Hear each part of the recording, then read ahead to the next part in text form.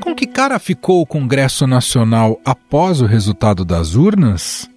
Sem dúvida, mais conservador e radical. Em parte, pela eleição de muitos bolsonaristas, mas não só. O Centrão também pode se considerar o grande vencedor dessas eleições. O PL, partido do presidente candidato à reeleição Jair Bolsonaro, elegeu a maior bancada do Congresso.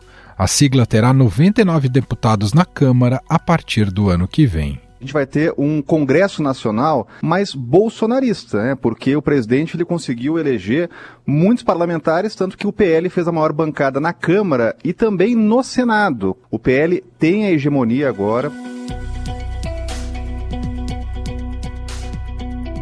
Somente o núcleo duro do Centrão, formado por PL, PP, Republicanos e União Brasil, elegeu 246 deputados, o que representa 48%, quase metade da Câmara.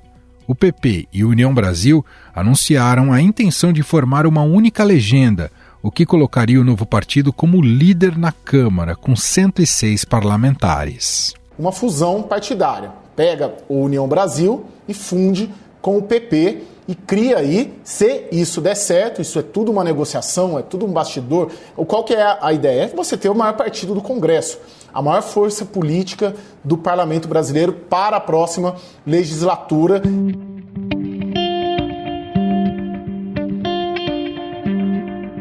A federação formada por PT, PCdoB e PV, que encabeça a chapa do candidato do PT à presidência, Luiz Inácio Lula da Silva, ficou com 80 deputados. Se pegarmos os partidos que apoiaram Lula no primeiro turno, a coligação emplacou 102 parlamentares. Do lado da esquerda, o que venceu foi a federação. A ideia lá atrás de fechar uma federação para ajudar nos partidos ideológicos menores acabou favorecendo e muito o PT. E lá no Congresso, graças à federação, conseguiu fechar uma boa bancada, né? Naquela composição ali que ele fez com partidos como o próprio PSOL, um partido mais à esquerda. Os candidatos bolsonaristas tiveram recorde de votação em alguns estados.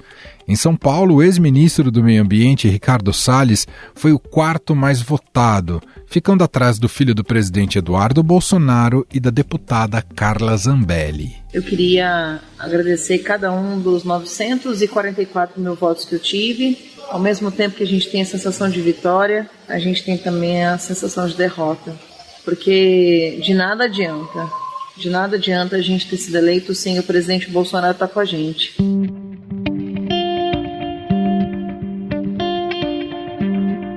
Em Minas, o vereador Nicolas Ferreira teve quase 1.400.000 votos e se tornou o deputado federal mais votado do país.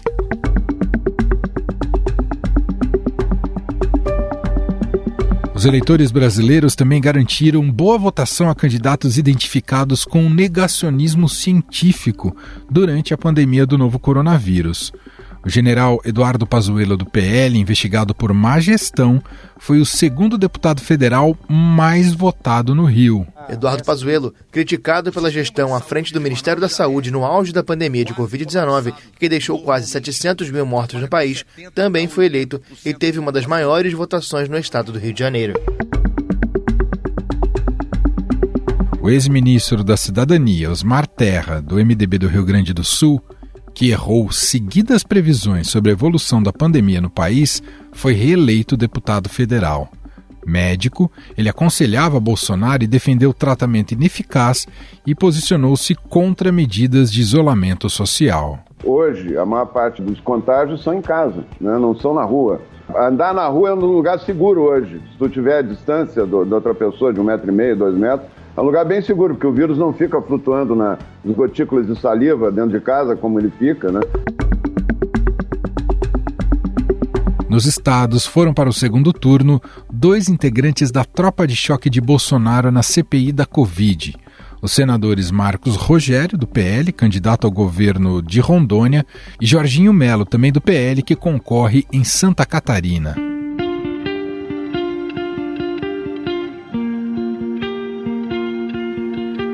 Já no Senado, Bolsonaro e a direita tiveram um desempenho parecido com a Câmara dos Deputados. O Partido Liberal foi o grande destaque. O partido se tornou a sigla com a maior bancada após as eleições gerais. A sigla elegeu 8 senadores e, com isso, ocupará 14 das 81 cadeiras do Senado na próxima legislatura, que começa em 2023. Partidos do chamado Centrão vêm logo na sequência com maior número de cadeiras: MDB, PSD, Podemos, PP e União Brasil. Ao todo, o Centrão tem mais da metade dos 81 senadores, se consolidando como o maior bloco do Congresso Nacional. Não diria que é um parlamento mais à direita, eu diria que é um parlamento com mais centrão. PL não é exatamente um partido de extrema-direita ou de direita, conservador no sentido econômico, no sentido liberal, vamos falar assim, né? Então, você tem 99 deputados. A configuração que sai das urnas aumenta a chance do grupo ficar com cargos mais estratégicos da Câmara e do Senado a partir de 2023, incluindo a presidência da Casa. Arthur Lira, apoiador de Jair Bolsonaro, tem boas chances de conquistar um novo mandato à frente da Câmara e possivelmente ficará responsável por uma grande parcela do orçamento público através das emendas de relator, o chamado orçamento secreto. É importante que amanhã a gente discuta sobre o orçamento dito como secreto. O que seria da atenção básica no Brasil se não tivessem esses recursos da saúde, mas que todas as prefeitas e os prefeitos sabem o quanto é importante para pagamento de folha, compra de medicamentos, de equipamentos. E para analisar esse novo perfil e nova configuração do Congresso Nacional, nós recebemos aqui em nosso estúdio do podcast o cientista político da Tendências Consultoria, Rafael Cortes.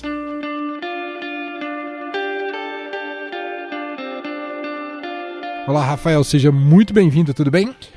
Tudo bem, Manuel, muito obrigado pelo convite, é um prazer estar conversando com vocês. Rafael, indo já direto ao ponto, as eleições neste primeiro turno, e olhando para o Legislativo, consagraram um Congresso mais conservador e até mais radical, pensando na força do bolsonarismo? Consagrar em primeiro lugar, Emanuel, me parece um Congresso governista. Acho que o efeito de ser governo e de ter acesso a recursos que a gente chama de recursos de poder, né, que facilitam a busca pelo voto e a continuidade das carreiras políticas, fez muito a diferença nas eleições de 2022. A gente já teve algum sinal disso em 2020. Aqui vale um parênteses, né? A gente está conversando com uma pergunta de se eventualmente as redes sociais iriam deixar um pouco de lado esses recursos mais tradicionais de poder. Eu me refiro ao horário eleitoral, recurso financeiro. 2020 já dava algum sinal de que não, de que esses recursos ainda eram muito importantes, portanto quem tem acesso a esses recursos poderia ter um desempenho mais positivo. Como as regras eleitorais mudaram, proibição de coligações nas eleições proporcionais, doação de campanha da pessoa jurídica ficou de lado, então basicamente é recurso do fundo eleitoral e partidário, quem já era grande ficou grande. Acho que esse é o primeiro ponto. Então, se a gente olha as 4 maiores bancadas, eram dos partidos que eram as maiores bancadas em 2018. Claro que o bolsonarismo e os movimentos conservadores tiveram um desempenho muito acima, mas esse efeito de ser grande foi sentido em 22 e acho que isso é um dado importante. A tendência é que isso só aumente. Do ponto de vista do perfil, acho que tem um elemento importante aí, um eleitor que representa essa mudança no como a direita está se colocando na política. Quando a gente fala do termo centro-direita, está cada vez menos centro e só sobrando o direita, e isso está presente aí no resultado do primeiro turno. A gente já vê como um sintoma disso, declaração do Eduardo Bolsonaro, reeleito, né, por São Paulo, deputado federal, filho do presidente, mas já vê nessa nova configuração ou desse Congresso que toma posse ali em fevereiro de 2023, a possibilidade de mexer efetivamente com a legislação sobre desarmamento ou sobre armamento aqui no país. Isso já é um sintoma de enxergar né, um apoio maior para esse tipo de pauta a partir do ano que vem, não é isso, Rafael? Sem dúvida, mano. Se a gente olha qual foi a dinâmica política desses últimos 4 anos, né? Do ponto de vista da comunicação, um governo, pelo menos no seu núcleo duro, que manteve a tendência desenhada lá em 2018, era quase que uma comunicação do candidato Bolsonaro, que era um candidato que se colocava fora do mainstream e que governou inicialmente como se fosse esse outsider. Do ponto de vista do conteúdo, uma série de pautas que não estavam propriamente presentes ali entre as comunidades, né? Tem uma expressão que a gente usa das comunidades de política pública, então você batia na porta do especialista em meio ambiente, né? Seja aqueles que tiverem alguma divergência, mas tinha mais ou menos os termos que esse debate ocorria. Educação, saúde, tinha mais ou menos cada um o seu estado da arte. O bolsonarismo inverte isso, traz uma série de pautas que estavam, no melhor cenário, engavetadas, para não dizer completamente de lados do debate. E não tinha apoio, né? O presidente não construiu uma coalizão para fazer jus a essa agenda ambiciosa. Com esse resultado de 2022, a coisa muda de figura, eventualmente num cenário de reeleição do Bolsonaro, pode andar temas que o governo tentou mexer unilateralmente tem restrições, perdeu muita coisa no judiciário, com derrotas no Supremo, perdeu também no legislativo, várias medidas provisórias perderam validade, e agora a expectativa é que já comece a ganhar esse tom menos centro, mais direita.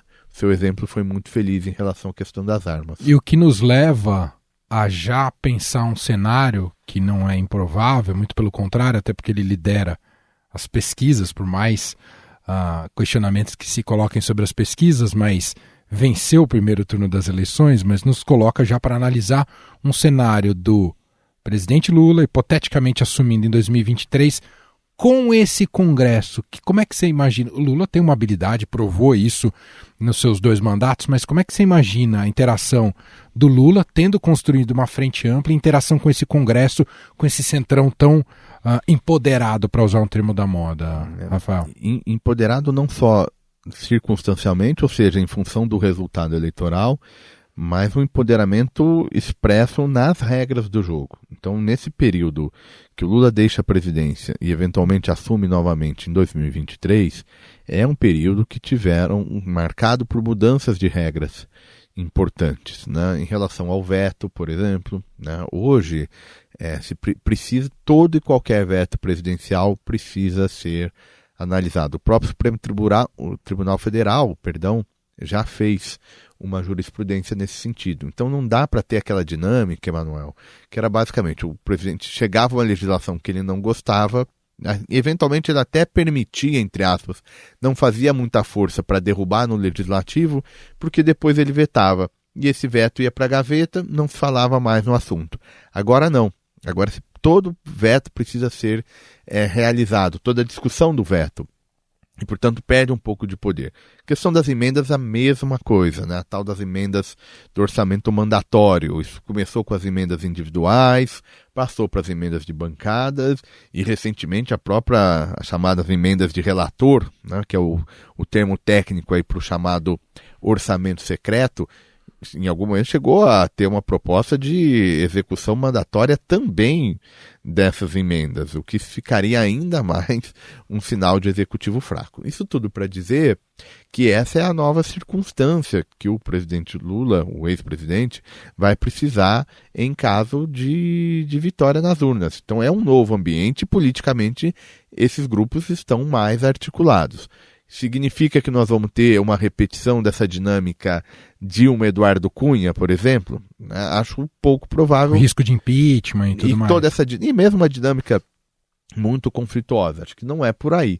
Mas, ao mesmo tempo, imaginar que a gente vai restaurar, que o ex-presidente Lula vai simplesmente voltar a governar como fez no passado, acho pouco provável, até porque tem restrições orçamentárias difíceis de serem contornadas.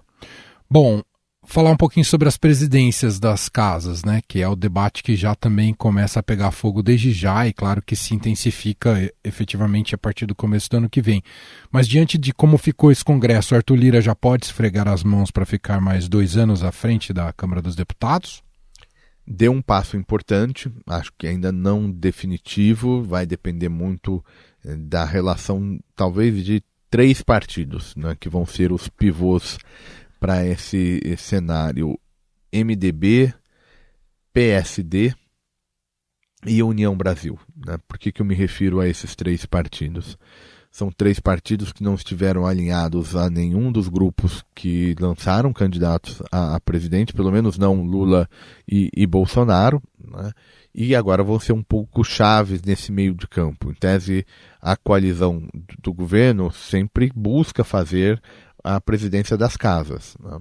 Para 2023 vai enfrentar um nome que quer reeleição e que pertence a uma coalizão oposta, que enfrentou diretamente a esquerda pelo apoio à candidatura Bolsonaro. Esses partidos que eu mencionei, MDB, União Brasil e PSD, eles têm maior grau de liberdade para fazer diferentes composições. Então, eu acho que aí é que vai ser o ponto-chave. Recentemente tiveram especulações, enfim, ainda não negadas, mas também não confirmadas, de uma fusão entre o PP, o partido do Arthur Lira, e União Brasil. Se isso vier a acontecer... um mega partido, né? Ficaria um mega partido, com um bom relacionamento com o governo, tem tudo para receber o apoio do PL e dos republicanos. Se a gente somar todos esses partidos, já dá a maioria absoluta. Portanto, se a gente tivesse que desenhar um cenário mais provável, eu diria que é um cenário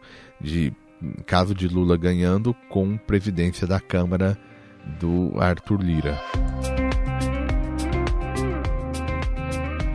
Cenário no Senado Federal. Tivemos renovação de 1/3 do Senado, mas já muda bastante a configuração por ali e complica para a permanência do Rodrigo Pacheco, muito mais do que para o Lira, não é, Rafael? Até porque era uma margem, digamos, mais estreita, um quadro de fragmentação menor, já era uma eleição mais difícil, mais delicada. A própria construção do Rodrigo Pacheco foi uma espécie de uma solução para evitar um conflito mais agudo entre os senadores, dentro do MDB, enfim, já não é não foi uma eleição tão, entre aspas, fácil, né?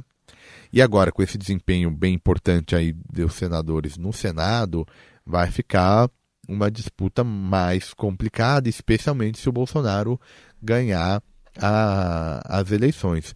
E o Senado tem um outro ponto importante aqui, que diferencia um pouco disso que a gente estava conversando em relação à Câmara dos Deputados. O Senado é uma casa que ele julga, ou ele tem um papel importante na composição, digamos, da elite da burocracia do Estado brasileiro. Por exemplo, indicações para o Banco Central passa pelo Senado, não passa da Câmara. Indicação para o Supremo, só para ficar aqui nos mais conhecidos, né? Aquilo que tem mais impacto na sociedade. Mas se pega, por exemplo, para todas as indicações das agências reguladoras, enfim, o Senado é uma casa muito forte sob essa ótica. E o presidente Bolsonaro já sinalizou por diversas vezes, né, o desejo de ter uma maior influência no Senado. Até por conta agora ele tem mais condições. É aquele ponto que a gente conversava aqui antes, esse conservadorismo e algumas pautas que estão associadas a ele não foram implementadas no primeiro mandato e tem tudo para ser num segundo sob essa configuração. Então acho que vai ter um movimento grande e acho que isso vai afetar inclusive a lógica da eleição presidencial. Eu mencionei o PSD em algum momento aqui da nossa fala. Emanuel, o que o PSD vai fazer?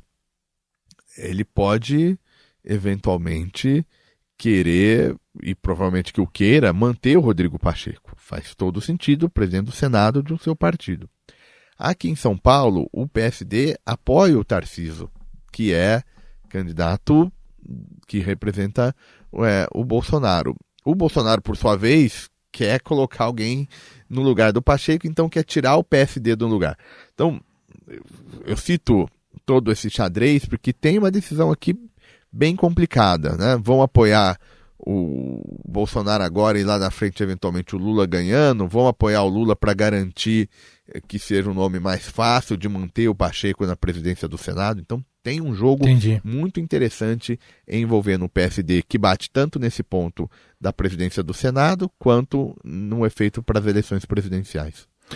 Com o resultado das urnas, a gente observa um certo, não sei se a palavra correta seria um renascimento, mas ainda uma chama acesa do lavajatismo com a eleição de Sérgio Moro no Senado, Deltan Dallagnol com uma votação muito expressiva para deputado federal no Paraná e a Rosângela Moura aqui em São Paulo?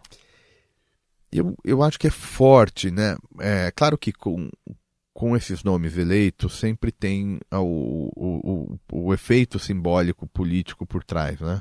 Os protagonistas desse movimento, enfim, pelo menos que ganharam na dimensão pública, foram eleitos e, portanto, vai dar um pouco essa percepção. Agora, como a contraposição ao lavajatismo, ela vem de diversas esferas. Ela vem da própria esfera judicial. O Supremo Tribunal Federal, por exemplo, revisou uma série de decisões, não só no âmbito do caso do ex-presidente Lula, mas uma série de mecanismos de como operacionalizar, né, uma operação desse porte, e aí envolvendo a relação dentro do Ministério Público com as demais organizações, Polícia Federal, entre outros, envolvendo também a aplicação da delação premiada e outros instrumentos que foram muito importantes para tirar a Lava Jato do papel, né? E que agora se reverteram. No âmbito da política, esse anti-lavajatismo atingiu o próprio governo Bolsonaro, que foi eleito como uma consequência do lavajatismo. Então, eu apostaria mais numa adaptação desses atores associados ao lavajatismo ao establishment político do que o contrário. Preciso te ouvir também ouvir o seu comentário sobre dois partidos, um claramente da centro-direita, que a gente observa um movimento de quase morte, que é o PSDB, e a gente observa isso nos números também na bancada, o tamanho da bancada que ficou para a Câmara dos Deputados, numa federação, né, com Solidariedade, ficou só com 18 nomes, e o Novo, que diminuiu consideravelmente, de 8 para 3 deputados eleitos para essa nova legislatura. O Novo que está muito mais, não tanto pode se vender como centro-direita, mas está mais perto, ou se comportou muito mais perto do bolsonarismo do que da centro-direita. Mas te ouvi sobre essa ausência de representação da centro-direita. Acho que é a consequência dessa, é o outro lado da moeda, seja para os atores mais tradicionais, como o PSDB, seja para aqueles que emergiram também na mesma conjuntura histórica. Então, o Novo digamos assim, filho dessa geração de crise de representação, né? Então está nesse contexto que também é o contexto que o Bolsonaro emerge para a política nacional. Então, nos dois momentos de movimentos associados à centro-direita que são afetados pelo que o bolsonarismo se tornou, né? O bolsonarismo se tornou um movimento político que une a articulação com políticos profissionais, somado a uma maneira muito peculiar de fazer comunicação política, né, de problematizar determinados temas da agenda e de expressão também desses valores, né?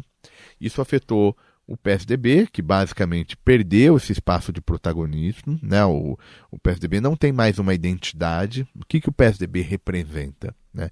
Se você fizer essa pergunta para 10 analistas, é possível que tenham 10 respostas diferentes.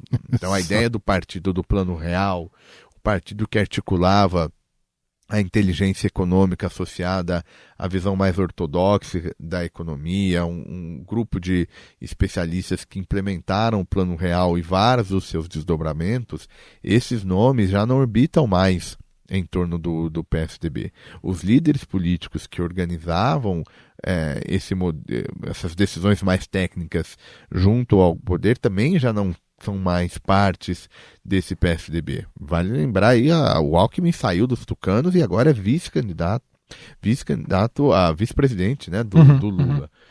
Então fez muita diferença e de fato perdeu esse espaço. O partido agora se tornou como um outro qualquer, uma legenda que vai servir para políticos eventualmente buscarem reeleições, mas sem uma identidade. E o Novo também. O Novo também sofre com esse bolsonarismo forte. Então, aquilo que saiu de 2013 para cá, enfim, não é uma data precisa, só para pegar um pouco esse ambiente. O que seria essa nova política? Tiveram várias versões dessa nova política, nesse mundo que está todo mundo tirando partido da sigla, enfim, está nesse espaço. Inclusive o Novo, a ideia era até, falar assim, não, nós vamos nos diferenciar porque é importante falar de partido e tal. Mas, do ponto de vista programático, o que iria virar? O bolsonarismo tomou conta. E aí o Novo e seus líderes votaram muito com a agenda do governo. Aqui e acolá alguma divergência, mas que se mostrou eleitoralmente pouco viável. Então a gente deve ter muito trabalho e a tendência é que perca ainda mais relevância. Sensacional. Cientista político da Tendências Consultoria, Rafael Cortes, gentilmente veio aqui ao nosso estúdio para bater esse papo e falarmos um pouco mais sobre a cara do Congresso a partir de fevereiro de 23, né? O presidente toma posse em janeiro, o novo presidente, mas o Congresso só renova ali em fevereiro de 23. Obrigado, viu, Rafael? Eu que agradeço, Emanuel, fico à disposição, né, num momento tão importante aí. É um espaço bem bacana para a gente conseguir falar um pouco e pensar a política. Muito obrigado. E antes da gente fechar o podcast de hoje, um recado. Ainda hoje, teremos mais um episódio do podcast Cenários com Sônia Rassi, que recebe o presidente da Federação das Indústrias do Estado do Rio de Janeiro, a Firjan, Eduardo Eugênio Gouveia Vieira. Ele fala sobre a necessidade de reindustrialização do país pós-pandemia de Covid-19 e analisa o impacto da guerra na Ucrânia para se manter a autonomia econômica. Então não perca, a partir das 5 horas da tarde, entra aqui neste feed, aqui neste canal ou aqui nesta trilha, diga como você achar melhor, o podcast Cenários com Sônia Rassi. Não perca. Estadão Notícias. E este foi o Estadão Notícias de hoje, terça-feira, 4 de outubro de 2022. A apresentação foi minha, Emanuel Bonfim. Na produção, edição e roteiro, Gustavo Lopes, Jefferson Perleberg e Gabriela Forte. A montagem é de Moacir Biasi. Escreva pra gente no e-mail podcast@estadão.com. Um abraço pra você e até mais.